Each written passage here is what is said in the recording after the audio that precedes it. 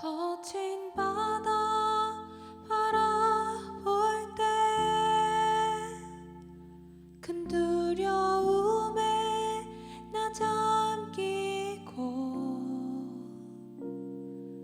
모든 소망 사라지네. 나의 마음 무너져 내리고 거센 폭풍 가운데 주 사랑이 들리니 나의 작은 발걸음 주를 향해 내딛네. 깊은 곳에 나아가 내 발을 띠네. 두려운 맘 내려놓고 깊은 곳에 나아가 내 발을 띠네. 할렐루야.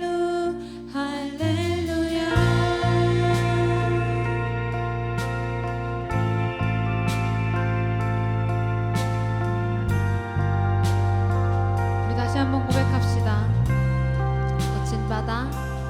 거친 바다 바라볼 때 큰 두려움에 나 잠기고 모든 소망 사라지네. 나의 맘 무너져 내리고 거센 폭풍 가운데 주 사랑이 들리니 나의 작은 발걸음 주를 향해 내딛네. 깊은 곳에 나아가 내 발을 띠네. 두려운 맘 내려놓고 깊은 곳에 나아가 내 발을 띠네. 할렐루야. 깊은 곳에 나아가 내 발을 띠네. 두려운 맘 내려놓고 깊은 곳에 나아가 내 발을 띠네. 할렐루야.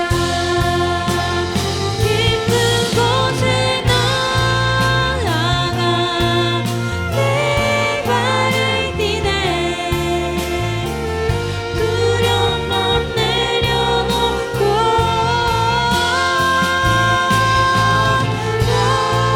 나아가 내 발을 띠네.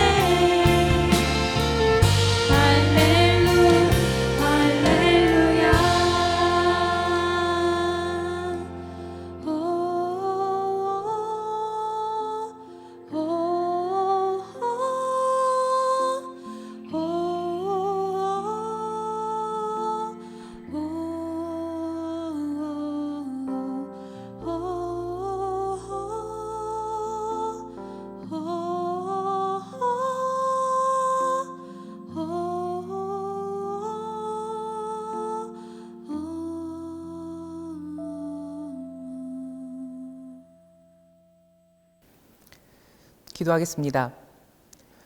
하나님 감사합니다. 오늘도 우리가 하나님 이 채플에 참여합니다. 하나님 이곳에서 하나님을 배울 수 있는 축복을 허락하여 주셔서 감사합니다. 하나님, 우리 학생들이 하나님 이 체포를 통하여 인생을 살아갈 수 있는 힘을 얻을 수 있는 축복을 허락하여 주옵소서. 예수님의 이름으로 기도합니다. 아멘. 안녕하세요. 천안교목실 박기용 목사입니다. 오늘 함께 읽을 말씀은 시편 23편 1절부터 6절까지의 말씀입니다. 시편 23편 1절부터 6절까지의 말씀, 제가 읽어드리겠습니다. 여호와는 나의 목자시니 내게 부족함이 없으리로다. 그가 나를 푸른 풀밭에 누이시며 쉴 만한 물가로 인도하시는도다. 내 영혼을 소생시키시고 자기 이름을 위하여 의의 길로 인도하시는도다. 내가 사망의 음침한 골짜기로 다닐지라도 해를 두려워하지 않을 것은 주께서 나와 함께 하심이라. 주의 지팡이와 막대기가 나를 안위하시나이다. 주께서 내 원수의 목전에서 내게 상을 차려주시고 기름을 내 머리에 부으셨으니 내 잔이 넘치나이다. 내 평생에 선하심과 인자하심이 반드시 나를 따르리니 내가 여호와의 집에 영원히 살리로다. 아멘. 오늘 여러분과 함께 길을 찾다라는 제목으로 말씀을 나누려고 합니다. 얼마 전에 운동을 해야겠다 싶어서 집 근처에 있는 산을 올라가 봤습니다. 산을 조금 올랐는데 길이 없어 보이는 것입니다. 사람들이 많이 다니는 등산로가 아니어서 그런지 길을 못 찾겠는 거예요. 그래서 얼마 못 가고 다시 내려왔던 일이 있었습니다. 며칠이 지나고 아버지와 같이 그 산에 다시 올랐습니다. 제가 말했습니다. 아버지, 그쪽은 길이 없습니다. 제가 올라가 봤는데 길이 없어요. 그러더니 아버지가 웃으시면서 이렇게 말씀하십니다. 따라와. 그러더니 길을 찾아가시기 시작했습니다. 분명히 제가 갔을 때는 길이 없어 보였는데 그것이 길이 있더라고요. 길이 있었습니다. 길이 없는 것이 아니라 제가 길을 보지 못하고 있던 것이었습니다. 우리가 인생을 살면서 우리 인생에 더 이상 길이 없다라고 느껴질 때가 있습니다. 더 이상 길이 없다라고 느껴질 때 우리가 해야 할 것이 있습니다. 포기하는 것이 아닙니다. 길을 찾는 것입니다. 제가 어떻게 산에서 보이지 않는 길을 찾았습니까? 길을 알고 계시는 아버지가 옆에 있었기 때문입니다. 어지러운 세상을 살아가는 여러분, 우리는 인생의 험악한 길을 걸어가고 있습니다. 졸업 후에 무엇을 해야 할지 막막합니다. 관계를 어떻게 이어나가야 할지 막막할 때가 있습니다. 인생의 방향을 찾지 못해서 어렵고 힘들 때가 너무나도 많이 있습니다. 때로는 그 길을 찾다가 방향을 잃어서 방황하기도 합니다. 우리는 평생 인생의 길을 찾기 위해 애쓰는 사람들입니다. 그래서 우리 인생에 중요한 것이 있습니다. 누구냐면 바로 안내자입니다. 인생의 길을 미리 걸어본 누군가가, 돕는 누군가가 필요한 것입니다. 오늘 체프를 통해 우리의 인생의 길을 안내해주고 계신 한 분을 여러분에게 소개해드리고 싶습니다. 시편 23편 말씀 1절부터 6절 우리 다시 한번 읽어봅시다. 여호와는 나의 목자시니 내게 부족함이 없으리로다. 그가 나를 푸른 풀밭에 누이시며 쉴 만한 물가로 인도하시는도다. 내 영혼을 소생시키시고 자기 이름을 위하여 의의 길로 인도하시는도다. 내가 사망의 음침한 골짜기로 다닐지라도 해를 두려워하지 않을 것은 주께서 나와 함께 하심이라. 주의 지팡이와 막대기가 나를 안위하시나이다. 주께서 내 원수의 목전에서 내게 상을 차려주시고 기름을 내 머리에 부으셨으니 내 잔이 넘치나이다. 내 평생에 선하심과 인자하심이 반드시 나를 따르리니 내가 여호와의 집에 영원히 살리로다. 여러분, 이 고백은 다윗이라는 사람의 고백입니다. 여러분, 다윗이라는 사람 들어보셨습니까? 다윗은 죽을 때까지 하나님의 인도하심을 받았던 사람입니다. 오늘 말씀에서 다윗은 여호와가 나의 목자입니다. 내 길을 안내해 주시는 분입니다. 라고 말하고 있습니다. 다윗이 왜 하나님을 목자라고 말하고 있는지 영상을 하나 준비했습니다. 영상을 하나 보시겠습니다.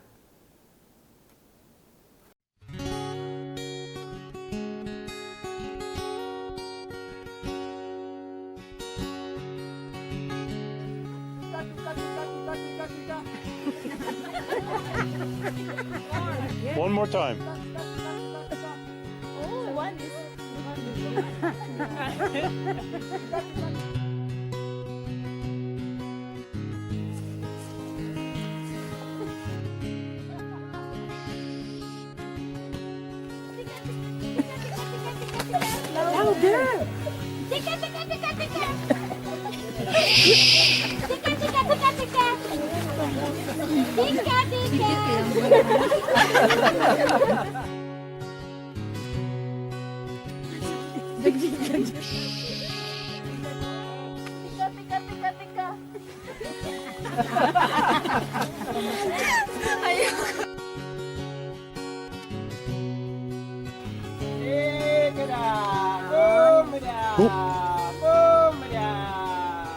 Look at them, look at them. Isn't that amazing? They are coming. Oh my God. Woo! Oh my God. I can't believe it. Oh my God. These two boys. Oh my God. This is amazing.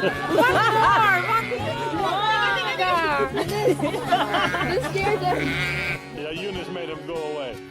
Oh my God. Was that cool or what? Yeah. You will never have the same again.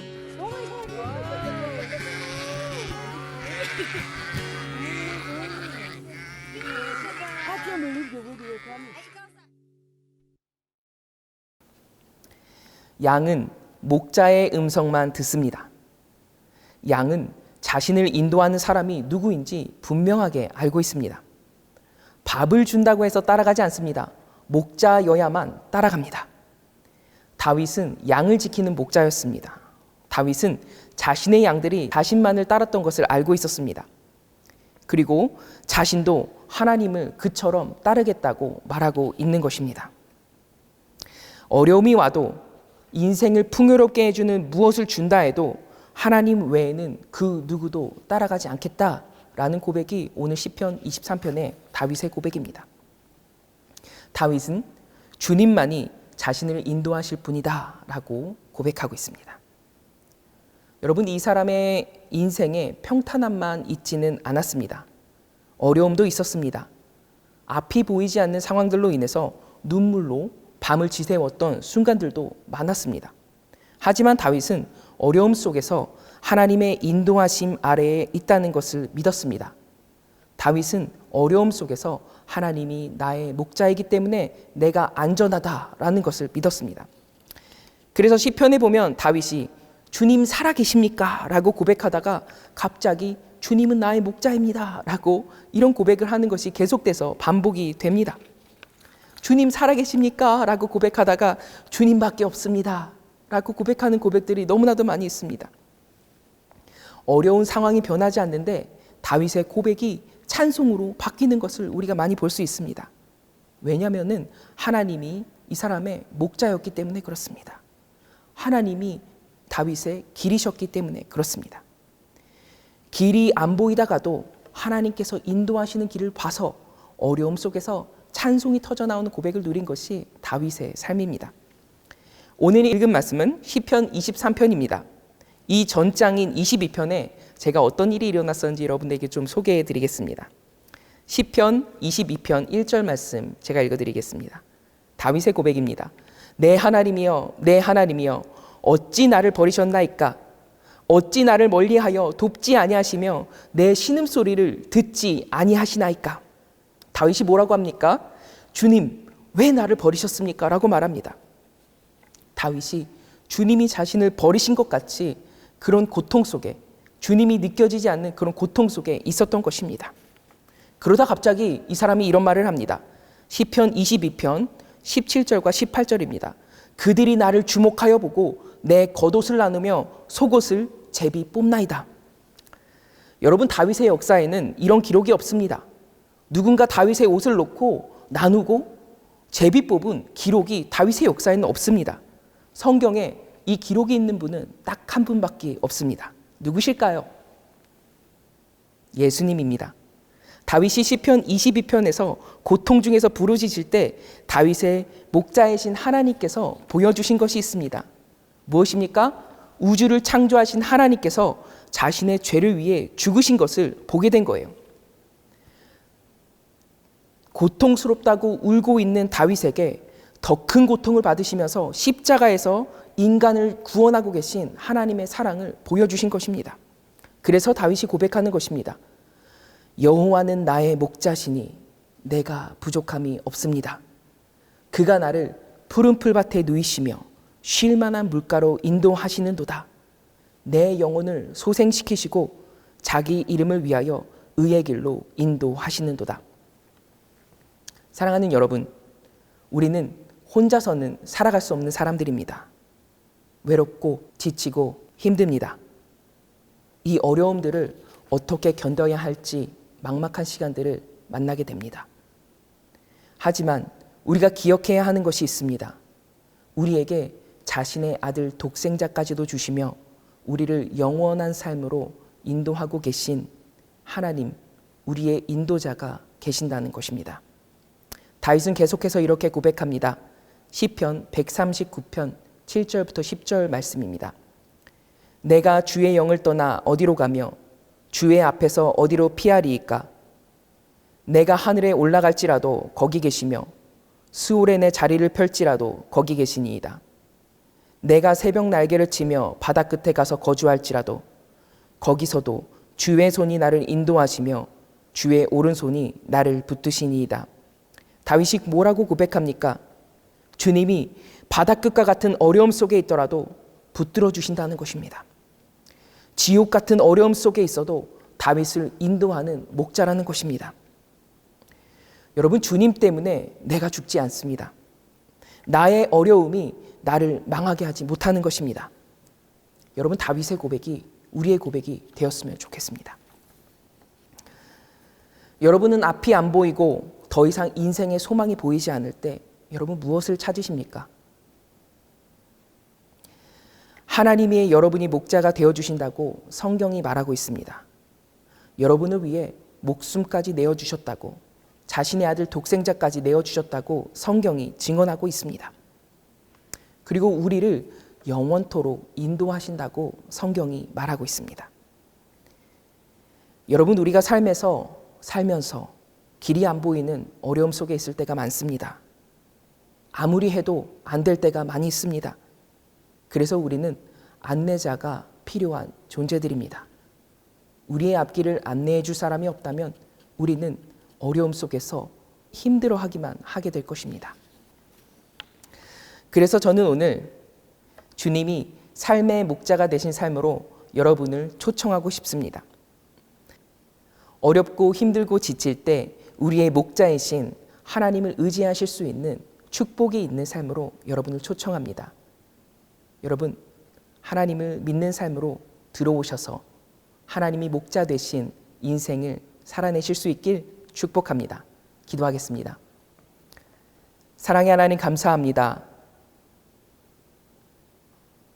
하나님, 우리의 목자가 되어주신다고 말씀하여 주셔서 감사합니다. 우리를 위해 목숨까지 주시며 우리를 안내해 주시고 영원한 삶으로 우리를 인도하여 주셔서 감사합니다. 지치고 힘들 때 우리의 안내자가 되어주시며 우리를 도우시는 분이 되신다고 우리에게 말씀하여 주셔서 감사합니다. 하나님, 우리가 하나님을 의지하는 사람들이 되게 하여 주시옵소서. 인생의 안내자이신 하나님을 믿을 수 있는 축복을 우리에게 허락하여 주시옵소서. 그래서 어렵고 힘들 때 주님을 의지해서 삶을 이겨내는 우리가 될 수 있도록 도와주시옵소서. 예수님의 이름으로 기도합니다. 아멘.